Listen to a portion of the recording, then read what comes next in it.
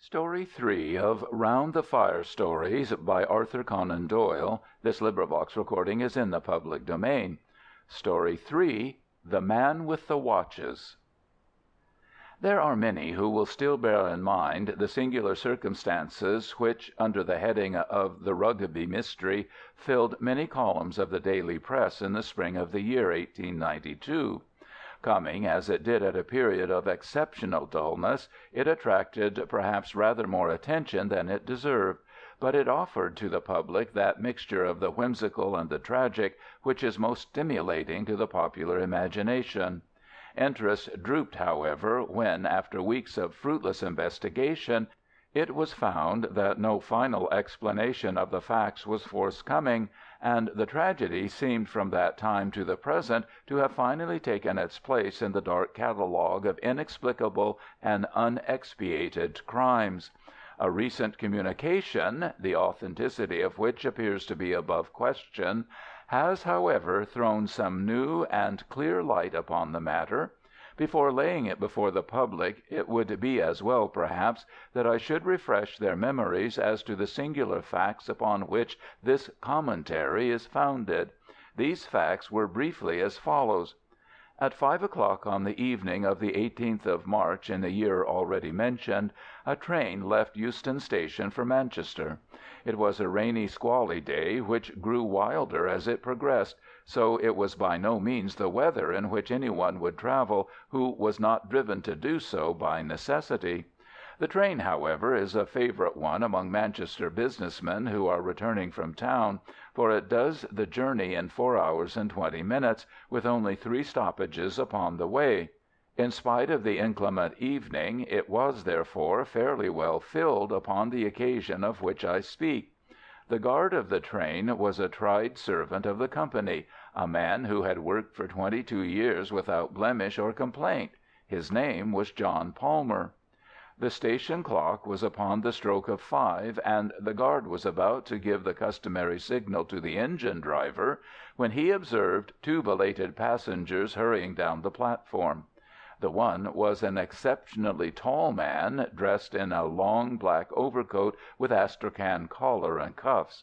I have already said that the evening was an inclement one, and the tall traveller had the high, warm collar turned up to protect his throat against the bitter March wind. He appeared, as far as the guard could judge, by so hurried an inspection, to be a man between 50 and 60 years of age, who had retained a good deal of the vigour and activity of his youth. In one hand he carried a brown leather Gladstone bag. His companion was a lady, tall and erect, walking with a vigorous step which outpaced the gentleman beside her. She wore a long fawn-coloured dust cloak, a black close-fitting toque, and a dark veil which concealed the greater part of her face. The two might very well have passed as father and daughter. They walked swiftly down the line of carriages, glancing in at the windows until the guard, John Palmer, overtook them. "Now then, sir, look sharp. The train is going," said he. "First class," the man answered. The guard turned the handle of the nearest door. In the carriage, which he had opened, there sat a small man with a cigar in his mouth. His appearance seems to have impressed itself upon the guard's memory, for he was prepared afterwards to describe or to identify him.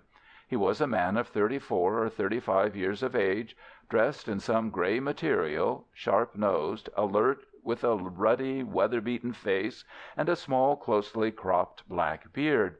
He glanced up as the door was opened. The tall man paused with his foot upon the step. "This is a smoking compartment. The lady dislikes smoke," said he, looking round at the guard. "All right. Here you are, sir," said John Palmer. He slammed the door of the smoking carriage, opened that of the next one, which was empty, and thrust the 2 travellers in. At the same moment he sounded his whistle, and the wheels of the train began to move. The man with the cigar was at the window of his carriage, and said something to the guard as he rolled past him, but the words were lost in the bustle of the departure. Palmer stepped into the guard's van as it came up to him, and thought no more of the incident. 12 minutes after its departure the train reached Willesden Junction, where it stopped for a very short interval, An examination of the tickets has made it certain that no one either joined or left it at this time, and no passenger was seen to alight upon the platform. At 5:14 the journey to Manchester was resumed, and Rugby was reached at 6:50, the express being 5 minutes late. At Rugby, the attention of the station officials was drawn to the fact that the door of one of the first-class carriages was open. An examination of that compartment and of its neighbour disclosed a remarkable state of affairs. The smoking carriage in which the short, red-faced man with the black beard had been seen was now empty. Save for a half-smoked cigar, there was no trace whatever of its recent occupant. The door of this carriage was fastened. In the next compartment, to which attention had been originally drawn, there was no sign either of the gentleman with the astrakhan collar or of the young lady who accompanied him. All three passengers had disappeared. On the other hand, there was found upon the floor of this carriage, the one in which the tall traveller and the lady had been, a young man, fashionably dressed and of elegant appearance. He lay with his knees drawn up and his head resting against the further door, an elbow upon either seat. A bullet had penetrated his heart, and his death must have been instantaneous. No one had seen such a man enter the train, and no railway ticket was found in his pocket, neither were there any markings upon his linen, nor paper nor personal property which might help to identify him. Who he was, whence he had come, and how he had met his end, were each as great a mystery as what had occurred to the three people who had started an hour and a half before from Williston in those two compartments. I have said that there was no personal property which might help to identify him, but it is true that there was one peculiarity about this unknown young man which was much commented upon at the time. In his pockets were found no fewer than 6 valuable gold watches, 3 in the various pockets of his waistcoat, 1 in his ticket pocket, 1 in his breast pocket, and 1 small one set in a leather strap and fastened round his left wrist. The obvious explanation that the man was a pickpocket and that this was his plunder was discounted by the fact that all 6 were of American make and of a type which is rare in England. 3 of them bore the mark of the Rochester Watchmaking Company, 1 was by Mason of Elmira, 1 was unmarked, and the small one, which was highly jewelled and ornamented, was from Tiffany of New York. The other contents of his pocket consisted of an ivory knife with a corkscrew by Rogers of Sheffield, a small circular mirror 1 inch in diameter, a readmission slip to the Lyceum Theatre, a silver box full of Vesta matches, and a brown leather cigar case containing 2 cheroots, also £2 14s in money. It was clear, then, that whatever motives may have led to his death, robbery was not among them. As already mentioned, there were no markings upon the man's linen, which appeared to be new, and no tailor's name upon his coat.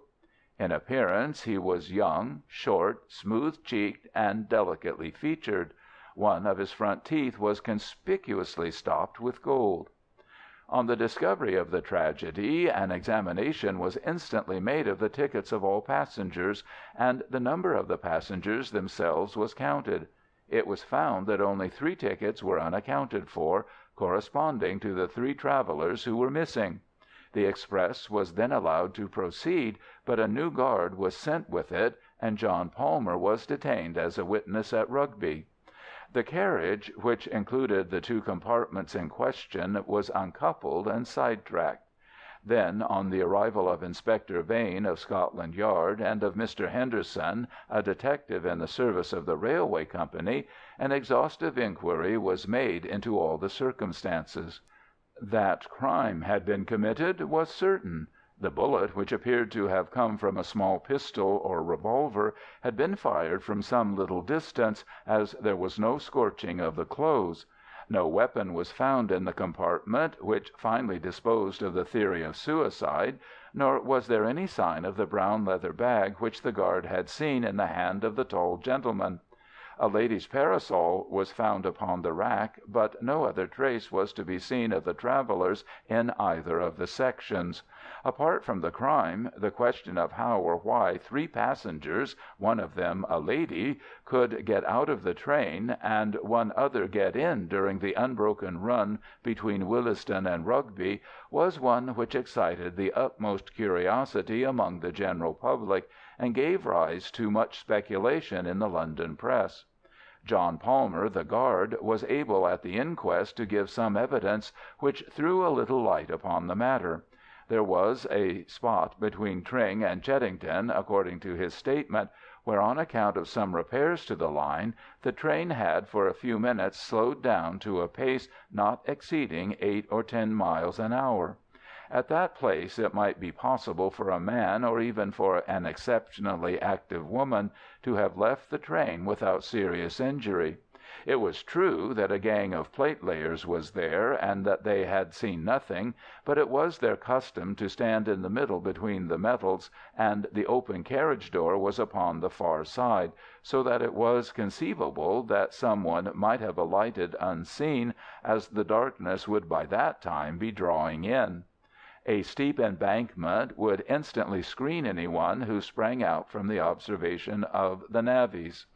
The guard also deposed that there was a good deal of movement upon the platform at Williston Junction, and that though it was certain that no one had either joined or left the train there, it was still quite possible that some of the passengers might have changed unseen from one compartment to another. It was by no means uncommon for a gentleman to finish his cigar in a smoking carriage and then to change to a clearer atmosphere. Supposing that the man with the black beard had done so at Williston, and the half-smoked cigar upon the floor seemed to favour the supposition, he would naturally go into the nearest section, which would bring him into the company of the 2 other actors in the drama. Thus the first stage of the affair might be surmised without any great breach of probability. But what the second stage had been, or how the final one had been arrived at, neither the guard nor the experienced detective officers could suggest. A careful examination of the line between Williston and Rugby resulted in one discovery which might or might not have a bearing upon the tragedy. Near Tring, at the very place where the train slowed down, there was found at the bottom of the embankment a small pocket Testament, very shabby and worn. It was printed by the Bible Society of London, and bore an inscription, "From John to Alice, January 13th, 1856," upon the flyleaf. Underneath was written, "James, July 4th, 1859."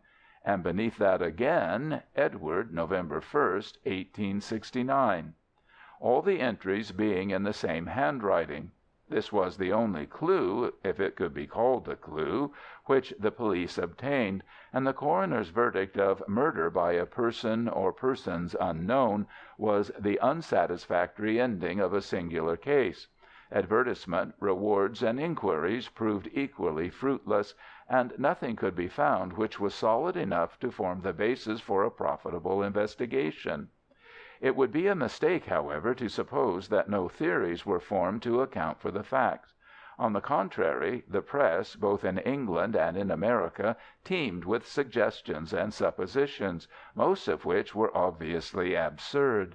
The fact that the watches were of American make, and some peculiarities in connection with the gold stopping of his front tooth, appeared to indicate that the deceased was a citizen of the United States, though his linen clothes and boots were undoubtedly of British manufacture. It was surmised by some that he was concealed under the seat, and that being discovered he was for some reason, possibly because he had overheard their guilty secrets, put to death by his fellow passengers.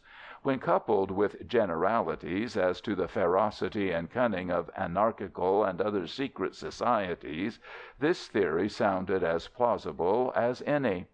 The fact that he should be without a ticket would be consistent with the idea of concealment, and it was well known that women played a prominent part in the nihilistic propaganda. On the other hand, it was clear from the guard's statement that the man must have been hidden there before the others arrived, and how unlikely the coincidence that conspirators should stray exactly into the very compartment in which a spy was already concealed. Besides, this explanation ignored the man in the smoking carriage and gave no reason at all for his simultaneous disappearance. The police had little difficulty in showing that such a theory would not cover the facts, but they were unprepared, in the absence of evidence, to advance any alternative explanation. There was a letter in the Daily Gazette, over the signature of a well-known criminal investigator, which gave rise to considerable discussion at the time. He had formed a hypothesis which had at least ingenuity to recommend it, and I cannot do better than append it in his own words. "Whatever may be the truth," said he, "it must depend upon some bizarre and rare combination of events. So we need have no hesitation in postulating such events in our explanation. In the absence of data, we must abandon the analytic or scientific method of investigation, and must approach it in the synthetic fashion. In a word, instead of taking down events and deducing from them what has happened, we must build up a fanciful explanation, if it will only be consistent with known events. We can then test this explanation by any fresh facts which may arise. If they all fit into their places, the probability is that we are upon the right track, and with each fresh fact this probability increases in a geometrical progression until the evidence becomes final and convincing. Now, there is one most remarkable and suggestive fact which has not met with the attention which it deserves. There is a local train running through Harrow and King's Langley, which is timed in such a way that the express must have overtaken it at or about the period when it eased down its speed to 8 miles an hour on account of the repairs of the line. The two trains would at that time be travelling in the same direction at a similar rate of speed and upon parallel lines. It is within everyone's experience how, under such circumstances, the occupant of each carriage can see very plainly the passengers in the other carriages opposite to him. The lamps of the express had been lit at Williston, so that each compartment was brightly illuminated and most visible to an observer from outside. Now, the sequence of events as I reconstruct them would be after this fashion. This young man with the abnormal number of watches was alone in the carriage of the slow train. His ticket, with his papers and gloves and other things, was, we will suppose, on the seat beside him. He was probably an American, and also probably a man of weak intellect. The excessive wearing of jewelry is an early symptom in some forms of mania. As he sat watching the carriage of the express, which were, on account of the state of the line, going at the same pace as himself, he suddenly saw some people in it whom he knew. We will suppose, for the sake of our theory, that these people were a woman whom he loved and a man whom he hated, and who, in return, hated him. The young man was excitable and impulsive. He opened the door of his carriage, stepped from the footboard of the local train to the footboard of the express, opened the other door, and made his way into the presence of these two people. The feat, on the supposition that the trains were going at the same pace, is by no means so perilous as it might appear. Having now got our young man without his ticket into the carriage in which the elder man and young woman were travelling, it is not difficult to imagine that a violent scene ensued. It is possible that the pair were also Americans, which is the more probable as the man carried a weapon, an unusual thing in England. If our supposition of incipient mania is correct, the young man is likely to have assaulted the other. As the upshot of the quarrel, the elder man shot the intruder, and then made his escape from the carriage, taking the young lady with him. We will suppose that all this happened very rapidly, and that the train was still going at so slow a pace that it was not difficult for them to leave it. A woman might leave a train going at 8 miles an hour. As a matter of fact, we know that this woman did do so. And now we have to fit in the man in the smoking carriage. Presuming that we have, up to this point, reconstructed the tragedy correctly, we shall find nothing in this other man to cause us to reconsider our conclusions. According to my theory, this man saw the young fellow cross from one train to the other, saw him open the door, heard the pistol shot, saw the two fugitives spring out onto the line, realized that murder had been done, and sprang out himself in pursuit. Why he has never been heard of since, whether he met his own death in the pursuit, or whether, as is more likely, he was made to realize that it was not a case for his interference, is a detail which we have at present no means of explaining. I acknowledge that there are some difficulties in the way. At first sight it might seem improbable that at such a moment a murderer would burden himself in his flight with a brown leather bag. My answer is that he was well aware that if the bag were found, his identity would be established. It was absolutely necessary for him to take it with him. My theory stands or falls upon one point, and I call upon the railway company to make strict inquiry as to whether a ticket was found unclaimed in the local train through Harrow and King's Langley upon the 18th of March. If such a ticket were found, my case is proved. If not, my theory may still be the correct one, for it is conceivable either that he travelled without a ticket or that his ticket was lost. To this elaborate and plausible hypothesis, the answer of the police and of the company was, first, that no such ticket was found; secondly, that the slow train would never run parallel to the express; and thirdly, that the local train had been stationary in King's Langley Station when the express, going at 50 miles an hour, had flashed past it. So perished the only satisfying explanation, and 5 years have elapsed without supplying a new one. Now, at last, there comes a statement which covers all the facts, and which must be regarded as authentic. It took the shape of a letter, dated from New York, and addressed to the same criminal investigator whose theory I have quoted. It is given here in extenso, with the exception of the two opening paragraphs, which are personal in their nature. "You'll excuse me if I'm not very free with names. There's less reason now than there was 5 years ago, when Mother was still living. But for all that, I had rather cover up our tracks all I can. But I owe you an explanation, for if your idea of it was wrong, it was a mighty ingenious one all the same. I'll have to go back a little, so as you may understand all about it. My people come from Bucks, England, and emigrated to the States in the early '50s. They settled in Rochester, in the State of New York, where my father ran a large dry goods store. There were only 2 sons, myself, James, and my brother Edward. I was 10 years older than my brother, and after my father died I sort of took the place of my father to him, as an elder brother would. He was a bright, spirited boy, and just one of the most beautiful creatures that ever lived. But there was always a soft spot in him, and it was like mold in cheese, for it spread and spread, and nothing that you could do would stop it. Mother saw it just as clearly as I did, but she went on spoiling him all the same, for he had such a way with him that you could refuse him nothing. I did all I could to hold him in, and he hated me for my pains. At last he fairly got his head, and nothing that we could do would stop him. He got off into New York, and went rapidly from bad to worse. At first he was only fast, and then he was criminal. And then, at the end of a year or two, he was one of the most notorious young crooks in the city. He had formed a friendship with Sparrow McCoy, who was at the head of his profession as a bunco steerer, green goodsman, and general rascal. They took to card sharping, and frequented some of the best hotels in New York.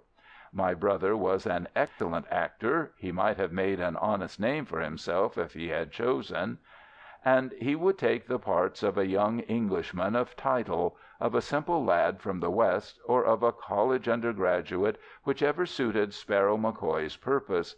and then one day he dressed himself as a girl, and he carried it off so well, and made himself such a valuable decoy, that it was their favourite game afterwards. They had made it right with Tammany and with the police, so it seemed as if nothing could ever stop them, for those were in the days before the Lexow Commission, and if you only had a pull, you could do pretty nearly everything you wanted. And nothing would have stopped them if they had only stuck to cards and New York, but they must needs come up Rochester way and forge a name upon a cheque. It was my brother that did it, though everyone knew that it was under the influence of Sparrow McCoy. I bought up that cheque, and a pretty sum it cost me. Then I went to my brother, laid it before him on the table, and swore to him that I would prosecute if he did not clear out of the country. At first he simply laughed. I could not prosecute, he said, without breaking our mother's heart, and he knew that I would not do that. I made him understand, however, that our mother's heart was being broken in any case, and that I had set firm on the point that I would rather see him in a Rochester jail than in a New York hotel. So at last he gave in, and he made me a solemn promise that he would see Sparrow McCoy no more, that he would go to Europe, and that he would turn his hand to any honest trade that I helped him out to get. I took him down right away to an old family friend, Joe Wilson, who is an exporter of American watches and clocks, and I got him to give Edward an agency in London, with a small salary and a 15% commission on all business. His manner and appearance were so good that he won the old man over at once, and within a week he was sent off to London with a case full of samples. It seemed to me that this business of the cheque had really given my brother a fright, and that there was some chance of his settling down into an honest line of life.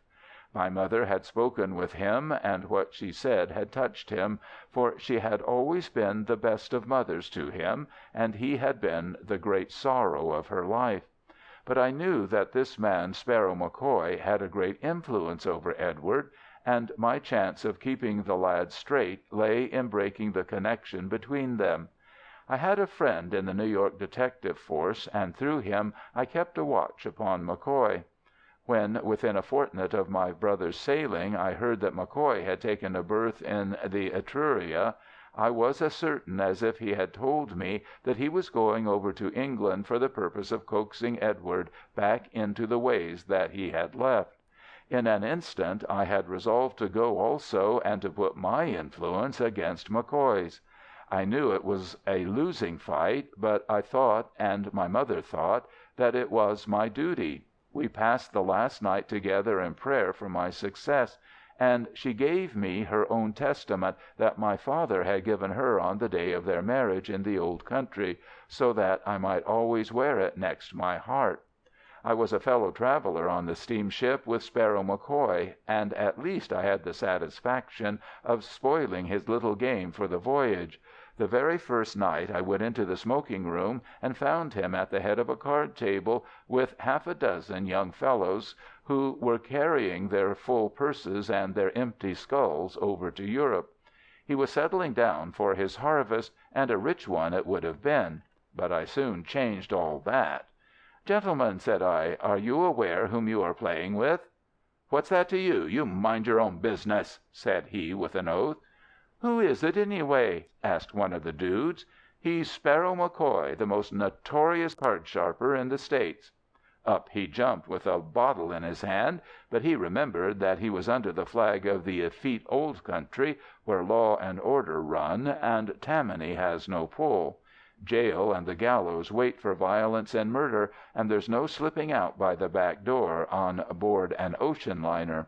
"Prove your words, you," said he. "I will," said I. "If you will turn up your right shirt-sleeve to the shoulder, I will either prove my words or I will eat them." He turned white and said not a word. You see, I knew something of his ways, and I was aware that part of the mechanism which he and all such sharpers use consists of an elastic down the arm with a clip just above the wrist. It is by means of this clip that they withdraw from their hands the cards which they do not want, while they substitute other cards from another hiding-place. I reckoned on it being there, and it was. He cursed me, slunk out of the saloon, and was hardly seen again during the voyage. For once, at any rate, I got level with Mr. Sparrow McCoy. But he soon had his revenge upon me, for when it came to influencing my brother, he outweighed me every time. Edward had kept himself straight in London for the first few weeks, and had done some business with his American watches, until this villain came across his path once more. I did my best, but the best was little enough. The next thing I heard, there had been a scandal at one of the Northumberland Avenue hotels. A traveller had been fleeced of a large sum by two Confederate card sharpers, and the matter was in the hands of Scotland Yard. The first I learned of it was in the evening paper, and I was at once certain that my brother and McCoy were back at their old games. I hurried at once to Edward's lodgings. They told me that he and a tall gentleman, whom I recognized as McCoy, had gone off together, and that he had left the lodgings and taken his things with him. The landlady had heard them give several directions to the cabman, ending with Euston Station, and she had accidentally overheard the tall gentleman saying something about Manchester. She believed that that was their destination. A glance at the timetable showed me that the most likely train was at 5, though there was another at 4:35 which they might have caught. I had only time to get the later one, but found no sign of them either at the depot or in the train. They must have gone on by the earlier one, so I determined to follow them to Manchester and search for them in the hotels there. One last appeal to my brother by all that he owed to my mother might even now be the salvation of him. My nerves were overstrung, and I lit a cigar to steady them. At that moment, just as the train was moving off, the door of my compartment was flung open, and there were McCoy and my brother on the platform. They were both disguised, and with good reason, for they knew that the London police were after them. McCoy had a great astrakhan collar drawn up, so that only his eyes and nose were showing. My brother was dressed like a woman, with a black veil half down his face, but of course it did not deceive me for an instant, nor would it have done so even if I had not known that he often used such a dress before. I started up, and as I did so, McCoy recognized me. He said something, the conductor slammed the door, and they were shown into the next compartment. I tried to stop the train so as to follow them, but the wheels were already moving, and it was too late. When we stopped at Williston, I instantly changed my carriage. It appears that I was not seen to do so, which is not surprising, as the station was crowded with people. McCoy, of course, was expecting me, and he had spent the time between Euston and Williston in saying all he could to harden my brother's heart and set him against me. That is what I fancy, for I had never found him so impossible to soften or to move. I tried this way and I tried that. I pictured his future in an English jail. I described the sorrow of his mother when I came back with the news. I said everything to touch his heart, but all to no purpose. He sat there with a fixed sneer upon his handsome face, while every now and then Sparrow McCoy would throw in a taunt at me, or some word of encouragement to hold my brother to his resolutions. "Why don't you run a Sunday school?" he would say to me, and then, in the same breath, "He thinks you have no will of your own. He thinks you are just the baby brother, and that he can lead you where he likes. He's only just finding out that you are a man as well as he." It was those words of his which set me talking bitterly. We had left Williston, you understand, for all this took some time. My temper got the better of me, and for the first time in my life I let my brother see the rough side of me. Perhaps it would have been better had I done so earlier and more often. "A man," said I. "Well, I'm glad to have your friend's assurance of it, for no one would suspect it to see you like a boarding-school missy. I don't suppose in all this country there is a more contemptible-looking creature than you are, as you sit there with that dolly pinafore upon you." He coloured up at that, for he was a vain man, and he winced from ridicule. "It's only a dust cloak," said he, and he slipped it off. One has to throw the coppers off one's scent, and I had no other way to do it." He took his toque off with the veil attached, and he put both it and the cloak into his brown bag. "Anyway, I don't need to wear it until the conductor comes round," said he. "Nor then either," said I, and taking the bag I slung it with all my force out of the window. "Now," said I, "you'll never make a Mary Jane of yourself while I can help it. If nothing but that disguise stands between you and a jail, then to jail you shall go." That was the way to manage him. I felt my advantage at once. His supple nature was one which yielded to roughness far more readily than to entreaty. He flushed with shame, and his eyes filled with tears. But McCoy saw my advantage also, and was determined that I should not pursue it.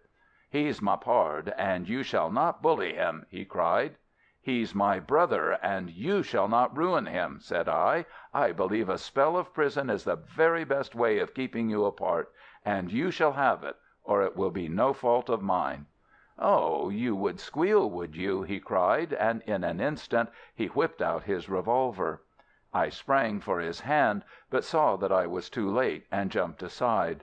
At the same instant he fired, and the bullet, which would have struck me, passed through the heart of my unfortunate brother. He dropped without a groan upon the floor of the compartment, and McCoy and I, equally horrified, knelt at each side of him, trying to bring back some signs of life. McCoy still held the loaded revolver in his hand, but his anger against me and my resentment towards him had both for the moment been swallowed up in this sudden tragedy. It was he who first realized the situation. The train was for some reason going very slowly at the moment, and he saw his opportunity for escape. In an instant he had the door open, but I was as quick as he, and jumping upon him, the two of us fell off the footboard and rolled in each other's arms down a steep embankment. At the bottom I struck my head against a stone, and I remembered nothing more. When I came to myself I was lying among some low bushes not far from the railroad track, and somebody was bathing my head with a wet handkerchief. It was Sparrow McCoy. "I guess I couldn't leave you," said he. "I didn't want to have the blood of two of you on my hands in one day. You loved your brother, I've no doubt, but you didn't love him a cent more than I loved him, though you'll say that I took a queer way to show it. Anyhow, it seems a mighty empty world now that he is gone, and I don't care a continental whether you give me over to the hangman or not." He had turned his ankle in the fall, and there we sat, he with his useless foot and I with my throbbing head, and we talked and talked until gradually my bitterness began to soften and to turn into something like sympathy. What was the use of revenging his death upon a man who was as much stricken by that death as I was? And then, as my wits gradually returned, I began to realize also that I could do nothing against McCoy which would not recoil upon my mother and myself. How could we convict him without a full account of my brother's career being made public, the very thing which of all others we wished to avoid? It was really as much our interest as his to cover the matter up, and from being an avenger of crime I found myself changed to a conspirator against justice. The place in which we found ourselves was one of those pheasant preserves which are so common in the old country, and as we groped our way through it I found myself consulting the slayer of my brother as to how far it would be possible to hush it up. I soon realized from what he said that unless there were some papers of which we knew nothing in my brother's pockets, there was really no possible means by which the police could identify him or learn how he had got there. His ticket was in McCoy's pocket, and so was the ticket for some baggage which they left in the depot. Like most Americans, he had found it cheaper and easier to buy an outfit in London than to bring one from New York, so that all his linen and clothes were new and unmarked. The bag containing the dust cloak which I had thrown out of the window may have fallen among some bramble patch where it is still concealed, or it may have been carried off by some tramp, or may have come into the possession of the police, who kept the incident to themselves. Anyhow, I have seen nothing about it in the London papers. As to the watches, they were a selection from those which had been entrusted to him for business purposes. It may have been for the same business purposes that he was taking them to Manchester, but, well, it's too late to enter into that. I don't blame the police for being at fault. I don't see how it could have been otherwise. There was just one little clue that they might have followed up, but it was a small one. I mean that small circular mirror which was found in my brother's pocket. It isn't a very common thing for a young man to carry about with him, is it? But a gambler might have told you what such a mirror may mean to a card sharper. If you sit back a little from the table and lay the mirror face upwards upon your lap, you can see as you deal every card that you give to your adversary. It is not hard to say whether you see a man or raise him when you know his cards as well as your own. It was as much a part of a sharper's outfit as the elastic clip upon Sparrow McCoy's arm. Taking that, in connection with the recent frauds at the hotels, the police might have got hold of one end of the string. I don't think there is much more for me to explain. We got to a village called Amersham that night in the character of two gentlemen upon a walking tour, and afterwards we made our way quietly to London, whence McCoy went on to Cairo, and I returned to New York. My mother died 6 months afterwards, and I am glad to say that to the day of her death she never knew what happened. She was always under the delusion that Edward was earning an honest living in London, and I never had the heart to tell her the truth. He never wrote, but then he never did write at any time, so that made no difference. His name was the last upon her lips. There is just one other thing that I have to ask you, sir, and I should take it as a kind return for all this explanation if you could do it for me. You remember that Testament that was picked up? I always carried it in my inside pocket, and it must have come out in my fall. I valued it very highly, for it was the family book with my birth and my brother's marked by my father in the beginning of it. I wish you would apply at the proper place and have it sent to me. It can be of no possible value to anyone else. If you address it to X, Bassanio's Library, Broadway, New York, it is sure to come to hand. End of Story 3.